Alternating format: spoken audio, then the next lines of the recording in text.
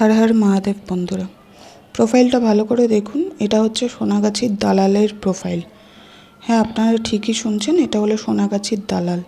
এই যে আমাকে যে কমেন্ট করেছে এই ছেলেটি, আপনারা কিছুক্ষণেই তার চেহারাটাও দেখতে পাবেন।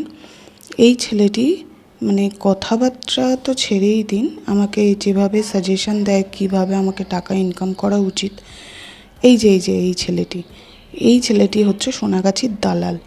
ঠিক আছে? তো বন্ধুরা, আমি আপনাদেরকে মানে কি বলবো, কীভাবে শুরু করব আমি জানি না। আমাকে একটা নতুন কাজের অফার দিয়েছে, সেটা হচ্ছে সোনাগাছিতে গিয়ে লাইনে দাঁড়ানো। আমার মুখটা এরকমই নাকি আমাকে সোনাগাছিতে গিয়ে লাইনে দাঁড়ানো উচিত? তো যাই হোক, হাতের 5টা আঙুল সমান না, কে কীরকম মন্তব্য করবে সেটা তার পার্সোনাল চয়েস। বাট তাও আমি বলবো যে আমি কিভাবে কি ইনকাম করব, কি করব না করব সেটা আমি না বুঝে নেব। কারণ আপনাদের মতন প্রোফাইলরা চটি চেটে ইনকাম করতে প্রেফার করে, কিন্তু আমি তো ওই প্রোফাইলের না। আমি জানি কিভাবে টাকা ইনকাম করা যায়, জব করা যায়, নিজের বিজনেস করা যায়, বাট সেগুলো আপনাদের মধ্যে কাজ করে না। যাই হোক, হোয়াট এভার, বাদ দিন।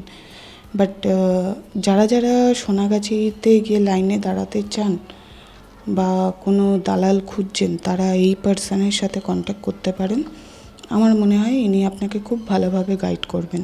আর যাদের আমার ভিডিও রিলেটেড কোনো ইস্যুস আছে, আমার মুখ খারাপ হতেই পারে, আমাকে দেখতে খারাপ হতে পারে, আমার চোখ বন্ধ থাকতে পারে, মানুষ হাজার রকমের হতে পারে। সবাই যে একদম পারফেক্ট তৈরি হবে তার কোনো মানে নেই। ভগবান যাকে যেরকম সৃষ্টি করেছে। তো কারোর যদি আমার মুখ দেখতে, আমার ভিডিও দেখতে পছন্দ না হয়, আপনারা সকলেই আমার ভিডিও স্কিপ করে যেতে পারেন, আমার তাতে কোনো আপত্তি নেই। আমি আপনাদের কাছে জোরহাত করে রিকোয়েস্ট করছি, আমি সনাতন বলে আমাকে এরকম অশ্লীল মন্তব্য করবেন না। আর আমি এখানে কোনো ভিডিওতে আমি ইন্ডিভিজুয়ালি কাউকে মেনশন করিনি।